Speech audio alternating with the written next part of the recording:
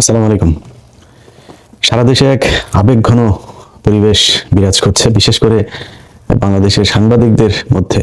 প্রথম আলো কলাম সহ স্পেশাল রিপোর্ট একটার পর একটা এ পর্যন্ত 8-10টা হয়ে গিয়েছে প্রায়।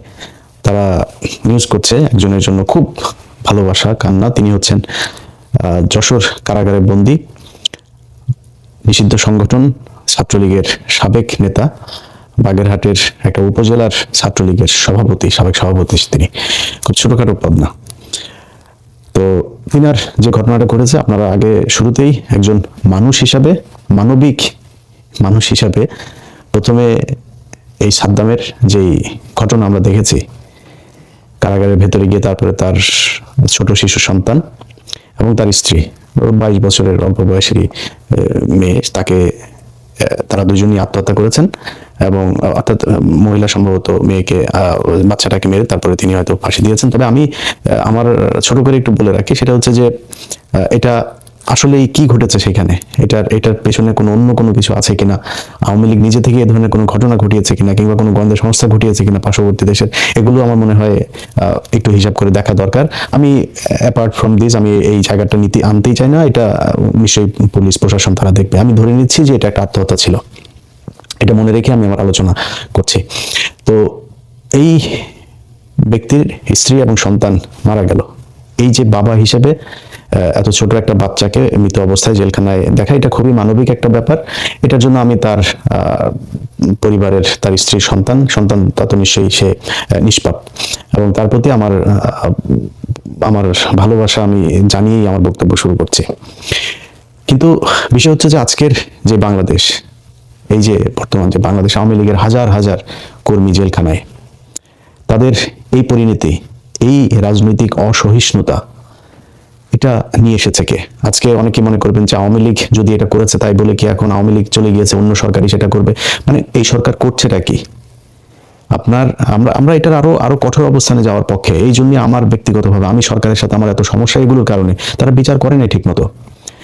যেই সংগঠন, আপনি যদি এই যে সাদ্দামের ফেসবুক পেজ, সেটাতে যদি আপনার আইডিতে যদি যান, তার আইডিতে সেই এই যে 25-এর আপনার মাঝামাঝি সময়েও সে যেসব পোস্ট করেছে, প্রকাশ্যে সে মিছিল করছে। তুই তো নিষিদ্ধ সংগঠন, তুই এই দেশে সরকারের আইন ভঙ্গ করে তারপরে তুমি মিছিল করতে পারবে না। অনেকেই বলছে তাকে কেন, তার কি অপরাধ, তাকে জেলে রাখা হয়েছে কেন? সে মিছিল করেছে, এর মাঝখানেও মিছিল করেছে। সে কদিন পর ওই যে তন্ময় হেলাল, তাদের সাথে, তন্ময় হেলালেরা কারা? এরা সন্ত্রাসী, এরা হত্যা মামলার আসামি, পলাতক। তাদের এগুলো নিয়ে তারপরে সে ফেসবুকে ওপেনে এগুলো করেছে। তো তাকে জামিন দেবে কিভাবে?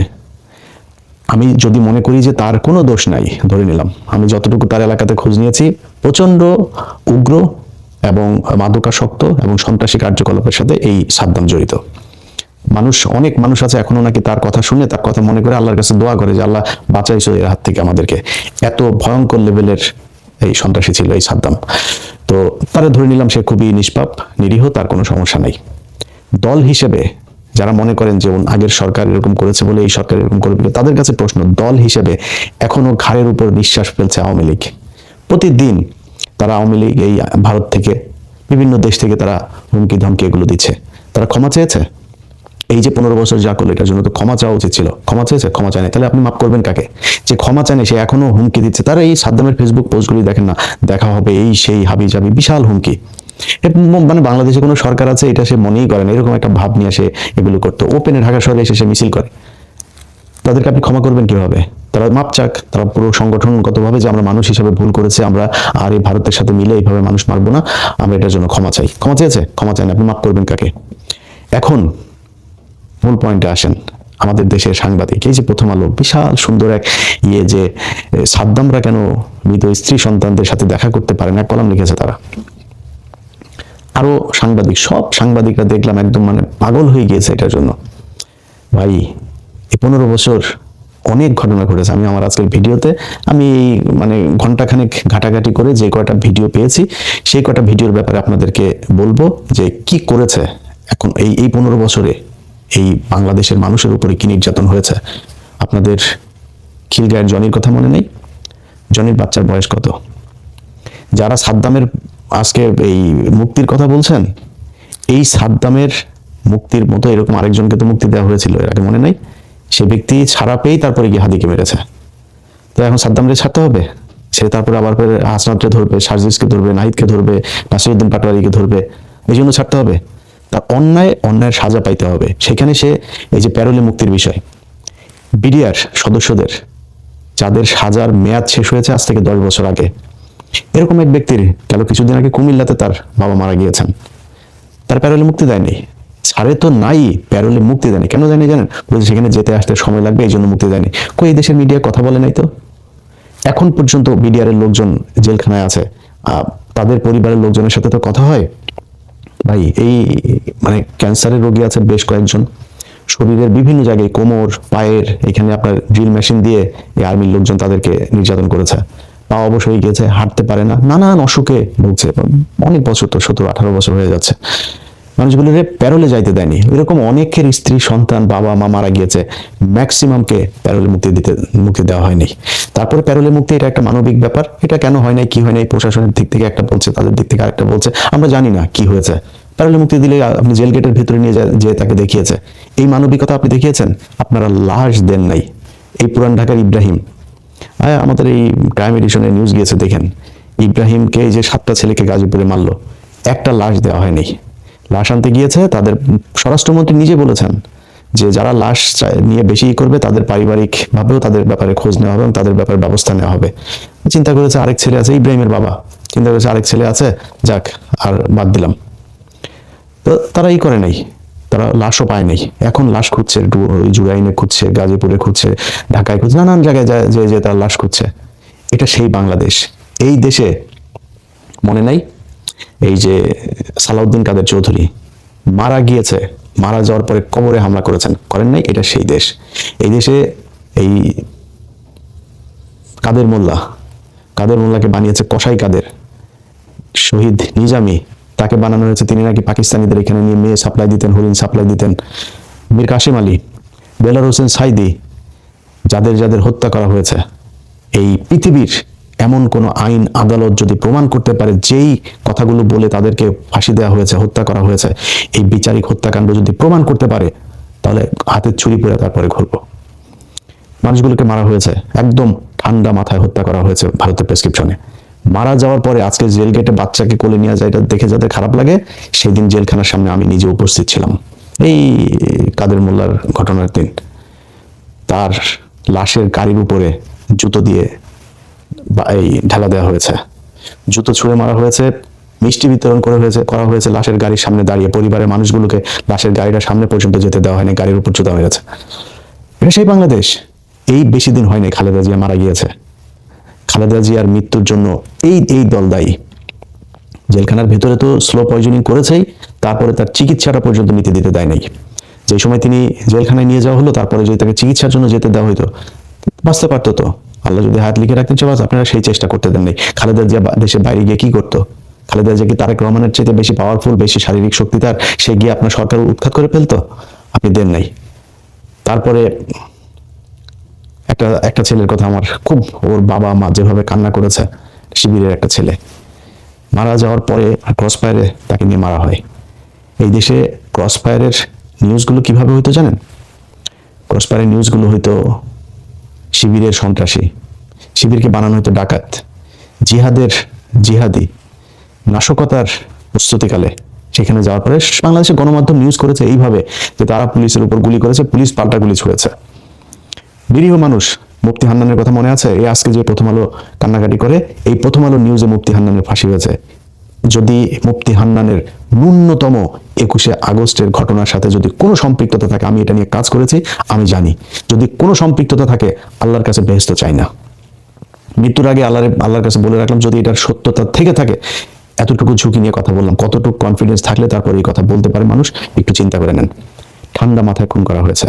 এই প্রথম আলোর লোকজন, এই সন্তোষ শর্মা, এই ডেইলি স্টারের লোকজন, 71, সময় টিভি, এরা সাথে থেকে তারপর পুলিশকে দিয়ে ঠান্ডা মাথায় এই দেশে আলেম ওলামাদেরকে হত্যা করা হয়েছে। এটা সেই দেশ। এই জুলাইয়ের ঘটনার সময়, জুলাই ছোট ছোট বাচ্চাগুলো, একটা বাচ্চা বাসার ভেতরে আপনার হেলিকপ্টার থেকে গুলি করে মানুষ মেরেছেন, এটা তো সেই দেশ। আদির সন্তান ছোট না? জনির বাচ্চা ছোট ছিল না? তখন মনে ছিল না? আজকে যে পত্রিকা এটা নিয়ে এত মানবিক নিউজ করছেন, এই পত্রিকার একটা নিউজ দেখতে চাই, শিবিরের ছেলেপেলেদেরকে। এই যে শিবিরের সাবেক সভাপতি দেলোয়ার, শিবিরের সাবেক সভাপতি শফিকুল ইসলাম মাসুদের গর্ভবতী স্ত্রী, তাকে পর্যন্ত নির্যাতন করা হয়েছে। পায়ে ধরে, পুলিশের পায়ে ধরে পড়েছিল যে আমার সন্তানটা নষ্ট হয়ে যাবে, আমাকে মেরেন না। এটা সেই দেশ। আপনি এই যে জেল গেটে যেতে দেখেছেন না, জেল গেটে তো গিয়েছে, জেল গেটে ওখানে কেউ জুতা মেরেছে, জেল গেটে কেউ ছাত্রলীগের বিরুদ্ধে মিছিল করেছে, মিষ্টি বিতরণ করেছে, আপনারা লাশের সামনে দাঁড়িয়ে থেকে তারপরে নৃত্য করেছেন। সেই দেশ, সারা দেশের সব মিডিয়া, সরকার, প্রশাসন সবাই মিলে এটা করেছেন। সেই দেশের মানুষের আজকে এত মায়া, মমতা, এত আবেগ, এই আবেগ আমরা এত সহজে ভুলে যাব না। ইউটিউবে সার্চ দিয়েন, খুব বেশি দূরে সে শেখ মুজিবের মতো আমাদের ইতিহাস বই পড়ে পড়ে তারপর মানুষকে বুঝাইতে হবে না। সব চোখের সামনে ভিজুয়াল মিডিয়াতে আমরা সার্চ দিয়েন আপনি যে শিবির নেতাকে, খালি লিখবেন ইউটিউব অথবা ফেসবুকে যা লিখবেন, যে সার্চ করবেন যে শিবিরের নেতাকে ক্রসফায়ারে হত্যা, অন্তত 1-150 পাবেন। পাবনায়, ঝিনাইদহে, কুষ্টিয়া, চুয়াডাঙ্গা, এই ঢাকায়, ওই মানিকগঞ্জে, ওই লক্ষ্মীপুরে, সাতক্ষীরায় মানুষই মনে করা হতো না। এদেরকে মনে করা হতো এদের মারলে কোনো বিচার হবে না, এদের নিয়ে কোনো নিউজ হবে না, কোনো কিছু না, এই সুযোগটাও ছিল না। এটা সেই দেশ। আজকে আপনারা কান্নাকাটি করছেন, আমরা ভুলে যাই নাই। এগুলো আমাদের নিজের চোখের সামনে আমরা দেখেছি এই দেশে কি ঘটেছে। অতএব আমরা একটা সুন্দর দেশ চাই, একটা মানবিক দেশ আসলেই চাই। কিন্তু মানবিক দেশ যদি আপনি চান, তাহলে যারা মানবতা বিরোধী অপরাধ করেছে তাদের বিচার হইতে হবে। তাদেরকে দিয়া তারপরে আপনি দেশ সুন্দর করবেন। এই ছাত্রলীগের সন্ত্রাসীদেরকে দিয়া, এই ছাত্রলীগের সন্ত্রাসীরা এমন কি নাই যেটা তারা করে নেই। আরে ভাই, ভোট দেন নাই আপনি বলেছেন ধানের শীষে ভোট দিবে, এই 2018 সালে, বেশি দিন হয় নাই। আপনি ধানের শীষে ভোট দিবেন, নৌকায় দিবেন না ভোট। জোর করে আপনার সিল মারাইতে গেছে, আপনি মারেন নাই। দিনে ভোট দিয়ে আসেন, রাতে গিয়া তারপরে আপনাকে ধর্ষণ করা হয়েছে, করে নাই। এই সুবর্ণচরে, এটা এই বাংলাদেশের ঘটনা। এগুলো আজকে মানবতা দেখাইতে আসেন ছাত্রলীগের পক্ষে, বিচার হইতে হবে। এই ঘটনার পরে আপনার ওইখানকার ডিসি, ওইখানকার এসপি, তাদেরকে হুমকি দেওয়া হচ্ছে ভারতের নাম্বার থেকে। আপনি এখনো পর্যন্ত আপনাদের কোনো ইয়ে নাই, অনুশোচনা নাই, কোনো ক্ষমা চাওয়ার কোনো আন্তরিকতা নাই, মনোভাব নাই। আপনারা এখনো পাইলেই ছিঁড়া ফেলবেন, খায়া ফেলবেন, আবার ফের দেশকে সেখানে কোথায় নিয়ে যাবেন? একজন আলেম সকালে ফজরের নামাজ পড়তে যাবে, তার মাঝখান থেকে ধরে নিয়ে ক্রসফায়ার দিয়ে মারা, বলবেন যে জঙ্গি নাটক, জঙ্গি হামলায় মারা গিয়েছে, বোমা বানাইতে যায় মারা গিয়েছে। সেই দেশ সেখানে নিয়ে যাবেন। এই দেশে আবার ওরকম কোনো কিছু যদি এই দেশের প্রশাসন, এই দেশের সেনাবাহিনী, পুলিশ বাহিনী, বিডিআর বাহিনী সব মিলেও যদি চিন্তা করে না, এই দেশে আরো কয়েক হাজার মানুষ তাদের জীবন দিয়ে দিবে, সেই জায়গায় যাইতে দিবেন না। আমরা ভুলে যাইনি আমাদের যত সমস্যা যে আজকে কথা বলছি না, দেখছেন আমার কথা মনে হচ্ছে যেন সরকারকে সেভ করার মতো করে কথা বলছি। এই সরকারের সাথে যত সমস্যা আমার তৈরি হয়েছে, সব কিছুর জন্য এই বিচার না করা দায়ী। এই 1.5 বছর সরকারের সাথে মিলেমিশে বিভিন্ন কাজের মধ্যে তাদের সহায়তা চেয়েছি, তাদেরকে সহায়তা করতে চেয়েছি, দেখি সব জায়গায় একই রকম।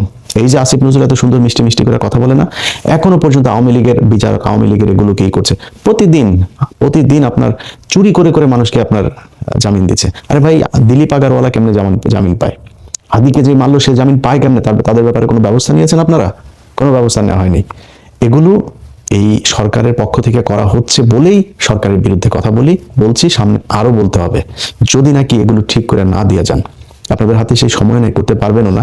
সো আমার মনে হয় যে এই যেগুলো এখন পর্যন্ত আছে, যতটুকু আছে, এটারে যদি শক্তিশালী ভাবে যদি করে দিয়ে না যাইতে পারেন, যেমন হা ভোটের জন্য নাচানাচি করেন না, কেন করেন? হা ভোটের জন্য নাচানাচি করেন আপনার জীবন বাঁচাইতে।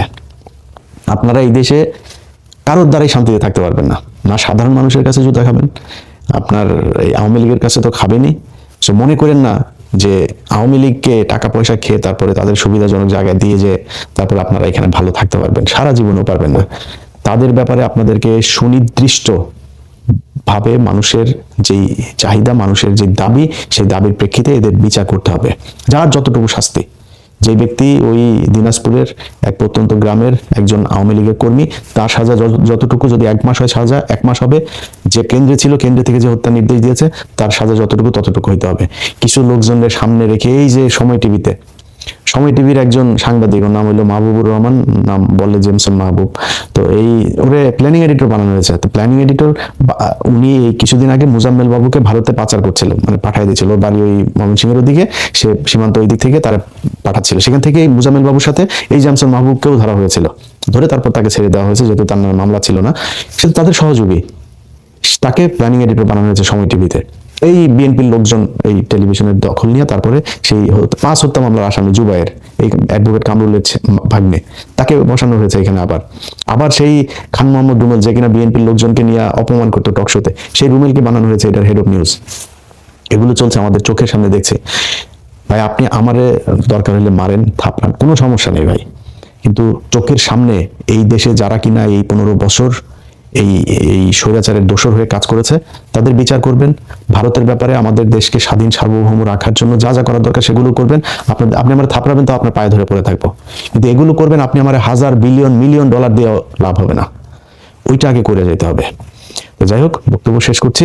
যাদের আমি যা যা বললাম এগুলোর ব্যাপারে যাদের দেখার দরকার হয় ফেসবুক ইউটিউবে সার্চ দিয়ে দিয়ে পিছনে একটু দেখেন, দেখলে আবার ওগুলো মনে হবে। আমরা গোল্ডফিশ জাতি, তো এই গোল্ডফিশ ন্যাশনের জন্য আমার মনে হয় পিছনে গিয়ে গিয়ে এই জিনিসগুলো বারবার দেখা দরকার। কবরে গিয়ে সালাউদ্দিন কাদের চৌধুরীর কবরে হামলা, সুবর্ণচরের তার সন্তানের মাকে ধর্ষণ, তারপরে এই যে 6 জনকে আপনার গাজীপুরের এক ঘরের মধ্যে মারা, তারপরে এই মিরপুরে আপনার মারলো 8টা ছেলেকে, এই মানুষদের ধরে ধরে নিয়ে যে মারা হয়েছে না।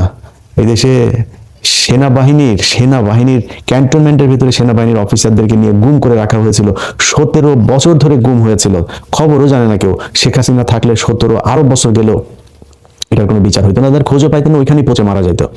দেশের নিজের, আরে ভাই যে অপরাধ করেছে বা আপনারা মনে করেন যার বিরুদ্ধে ব্যবস্থা নিবে সেটা তো পরের কথা, মীর কাসেম আলীর ছেলেকে পর্যন্ত, বাবার জন্য ছেলেকে পর্যন্ত করেছে। কি অপরাধ ছিল আপনার এই যে গোলাম আজমের ছেলের, তারে গুম করে রাখতে হবে একজন চৌকস একজন অফিসার, তারা আপনারা গুম করে রেখেছেন। সেনাবাহিনীর ক্যান্টনমেন্টের ভিতরে মানুষ নিয়ে গুম করে রাখা হয়েছে, কই বলে নাই তো কেউ। এই সাংবাদিকরা এগুলোর পক্ষে কথা বলেছে। এই খালেদা জিয়াকে ঘর থেকে বের করার সময় তার ফ্রিজের মধ্যে মদ ঢুকিয়েছে এই সাংবাদিকেরা, তাদের ছত্রছায়ায় তাদের এই সেনাবাহিনীর লোকজনের এগুলোকে তারা গোপন রেখে এইভাবে তারাই নিউজ করেছে, এই প্রথম আলো নিউজ করেছে। এত তাড়াতাড়ি আমরা ভুলে যাইনি এগুলি, আমাদেরকে এত মায়া কান্না দেখায় লাভ নাই। যে এই ছেলের এই যে সন্ত্রাসী আপনার নিষিদ্ধ ছাত্রলীগের সাদ্দাম, তার মাসুম বাচ্চা, তার স্ত্রী, তাদের প্রতি সহানুভূতি থাকলো। এই পাপ, এরকম পাপ যেন এই দেশের আর কোনো রাজনীতিবিদ না করে।